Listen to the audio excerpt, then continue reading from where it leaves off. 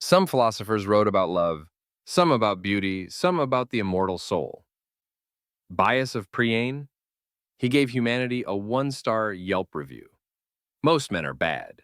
That's not a thesis. That's not even philosophy.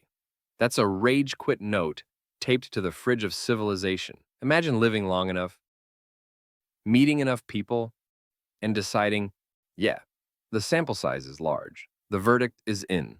1 star. Would not recommend. Bias wasn't some drunk cynic at the bar. He wasn't trolling in a toga. He was one of the 7 sages of Greece, basically the Avengers of wisdom. A man who actually had to solve problems instead of just writing poems about them, which means he earned his pessimism the hard way. Watching people's halos fall off the moment money, status, or ego walked into the room. Fast forward 2,500 years, and he still looks uncomfortably right. Scroll through Twitter, sit in a corporate meeting, watch the news. It's Bias's maxim in 4K. Most people are decent until the incentives shift. Then suddenly it's Hunger Games. Bias wasn't telling you to despair. He was telling you to design smarter. Most men are bad isn't a curse. It's a survival kit. If you expect human weakness, you stop being surprised by it. If you design for failure, you stop getting wrecked by it. So in this episode, we're turning Bias's savage little maxim into a modern operating system. Part myth, part psychology, part street smarts.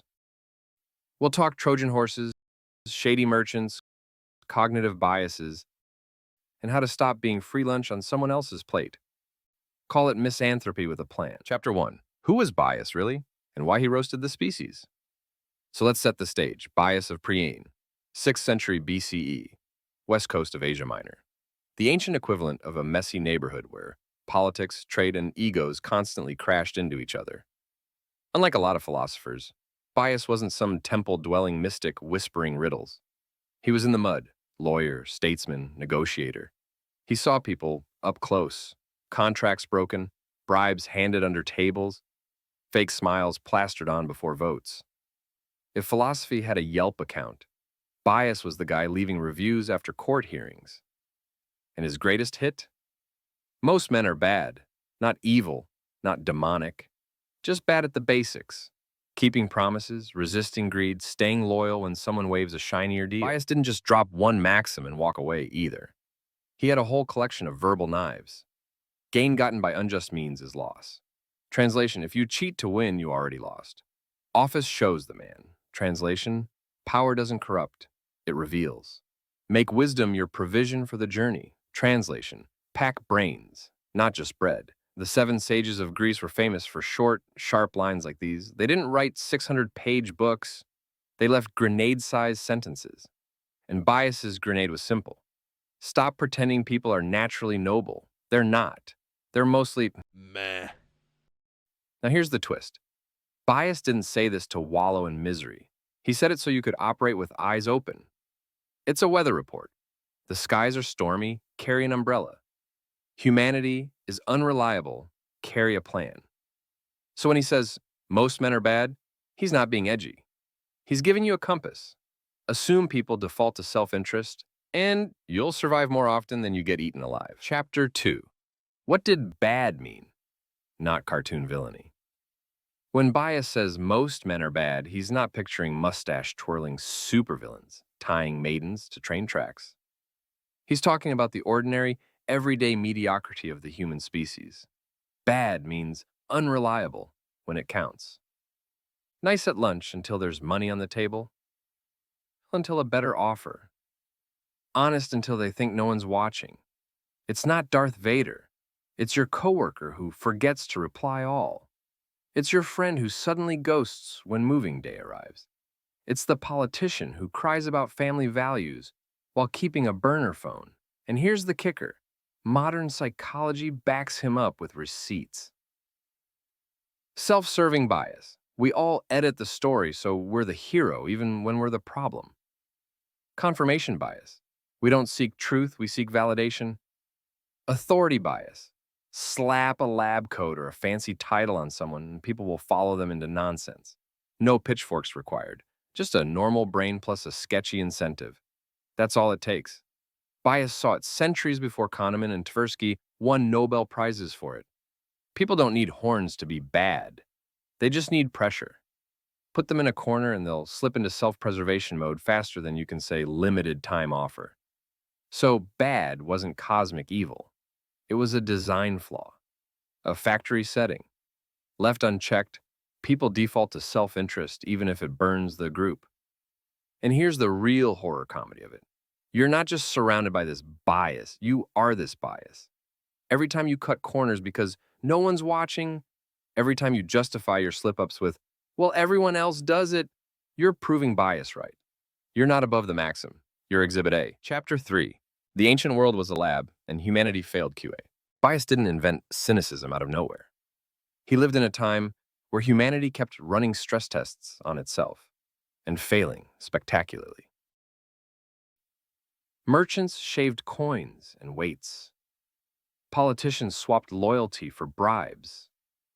Allies flipped faster than pancakes at a roadside diner. The courtroom, the marketplace, the council chamber, they were basically human petri dishes where corruption bloomed on schedule. And nothing illustrates this better than the Trojan horse. Think about it. The Trojans win the lottery of war. The Greeks sail away, leaving behind a mysterious wooden horse.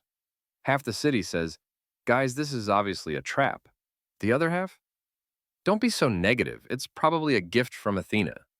Drag it inside. What's the worst that could happen? That night, the Greeks climb out, open the gates, and the city burns. This is Bias's maxim made flesh. Most men are bad. Not because they're stupid, but because they're biased. The Trojans weren't dumb. They were human.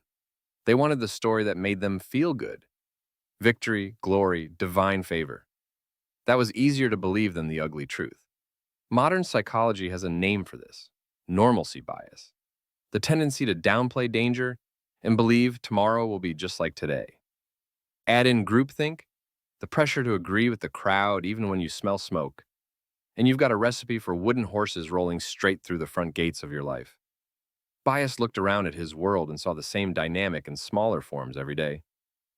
The courtroom where jurors chose the story they liked, not the facts. The council meeting where flattery outweighed reason. The business deal where good faith collapsed the second profit margin shrank. The Trojan horse wasn't just a myth. It was a metaphor for how easily groups let themselves be conned. A reminder that most people, under pressure, will take the path that feels good instead of the path that's safe. And Bias's genius was to stop pretending otherwise. He wasn't shocked when people betrayed their values. He expected it. For him, disappointment wasn't a surprise. It was the default setting of the species. Chapter 4. The Bias Survival Kit. How not to get Trojan horsed in real life. Bias didn't just roast humanity for sport. He left us a survival guide. Think of it as antivirus software for your social life. Here's the playbook. 1. The rule of most. Assume that under pressure, most people will act in their interest, not yours. That doesn't mean don't trust anyone. It means don't build your house on sand. Promises? Fine, but contracts are better. Trust? Great, but trust with an exit plan. Collaboration? Wonderful, but don't hand someone the master keys on day one. This is realism, not paranoia. Even Odysseus kept a backup plan in his pocket. 2. Incentive X-ray vision. Bias new people follow incentives like plants follow sunlight. Before you get charmed by charisma, ask, who wins if this fails? Who loses if this succeeds? Who's smiling just a little too much? That's how you spot the Greeks hiding inside the horse before you drag it through your front gate. 3. Trust but verify quietly. Start small, scale slowly. Give a tiny responsibility, then watch. Pay attention to how people handle small stakes. Spoiler, they'll handle big stakes the same way. Modern psych calls this the fundamental attribution error. We overrate people's words and underrate their patterns. Bias flips it. Forget speeches, watch receipts. 4. Default, no. Fast, yes. Most predators don't show up in ski masks. They show up with clipboards, smiles, and quick favors. Bias would tell you your default answer is no. If they survive the follow-up, then and only then give them a shot. Sounds interesting. Put it in writing. Happy to try this on a 2-week pilot. Sure, let's start small. Watch how many people vanish at the first hurdle. Congratulations, you just filtered your Trojans. 5. Character over charisma. Charisma feels like champagne. Character feels like water. One gives you a buzz, the other keeps you alive. Hire the boringly reliable, not the excitingly flaky. Date the one who shows up on time, not the one with the best playlist. Vote for receipts, not slogans. Bias wasn't dazzled by style. He looked for track records. 6. Audit the enemy within. Here's the gut punch. Sometimes you're the Trojan horse. Sometimes you're the one rationalizing, bending the rule, breaking the promise. Bias's maxim cuts both ways. Check where you've let yourself slide. Ask if your excuses would look noble or pathetic coming from someone else's mouth. Psychology calls this the self-serving bias. The stories we invent them to protect our ego. Bias would call it you being bad. This is the bias survival kit. Design for reality, test for character, filter with incentives, and don't forget to scan yourself for malware. Chapter 5. Case Studies, aka Red Flag Bingo. Let's stress test Bias's maxim. Most men are bad? Okay, let's line up some modern Trojan horses and see how they play out. 1. The Trojan horse boss. Just this one little favor. They don't storm your castle. They just ask you to skip the paperwork this time or wire it fast. No need for signatures. Translation. They want you to break the system for them. Psychology calls this authority bias. We obey people with clipboards, titles, or fancy job titles, even when it smells wrong. Bias would call it your fault if you open the gates. Survival tip. Procedures exist for a reason. If someone tries to make you the exception, it's probably because they can't pass the rule. 2. The rug pull community. We're all in this together. Crypto bros, MLMs, even fake wellness retreats.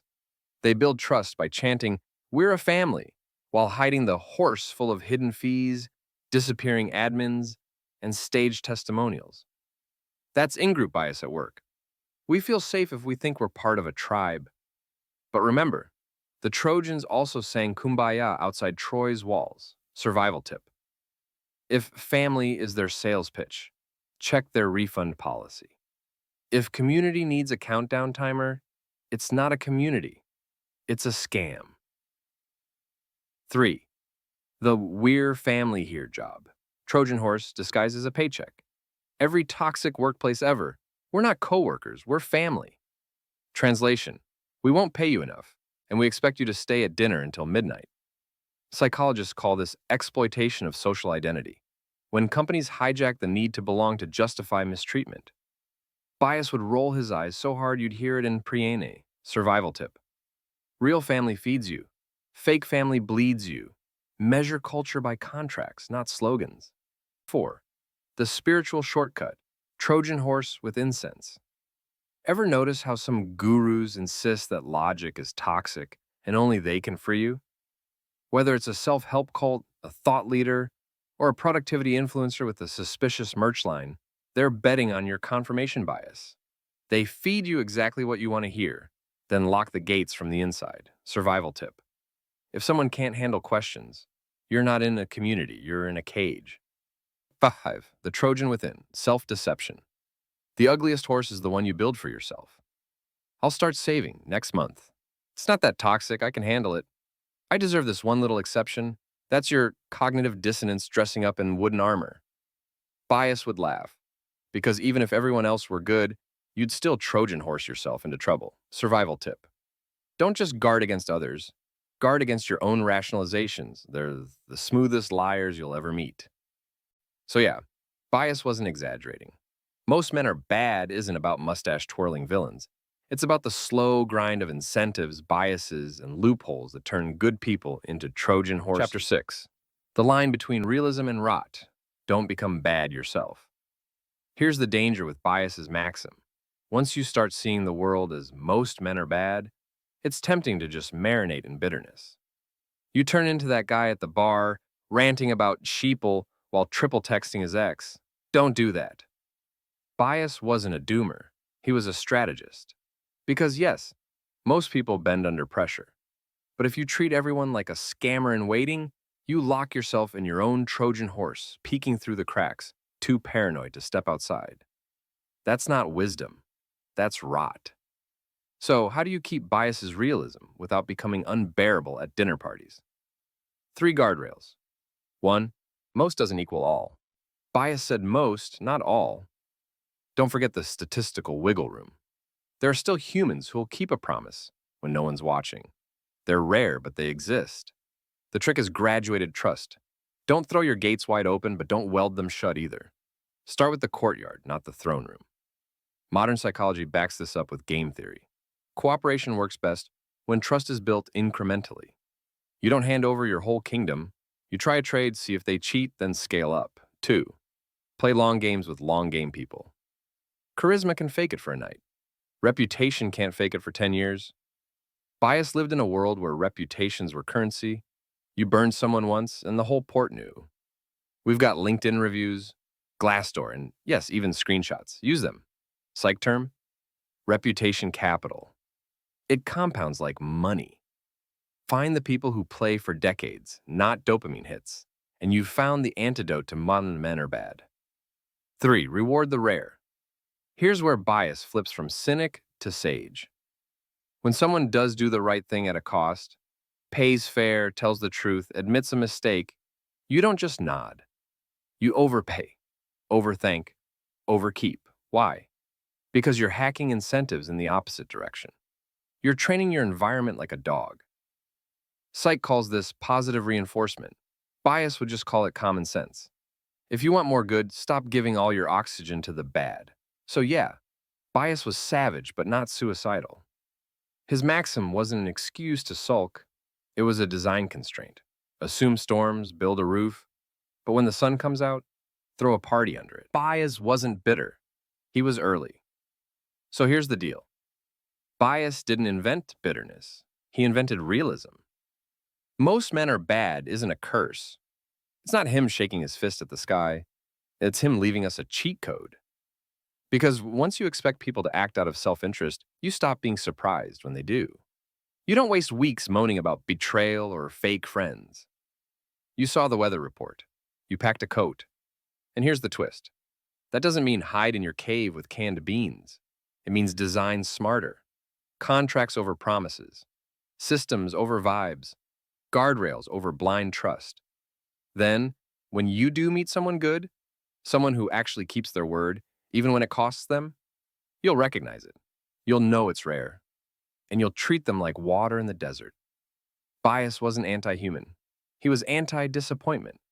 He looked at the species and said, stop expecting sainthood, start planning for shortcuts. So take his maxim as armor, not acid. Protect your vault. Audit your own nonsense. Reward the good ones like they're priceless. Because they are. In a world where most men are bad, being one of the rare good ones, that's the ultimate power move.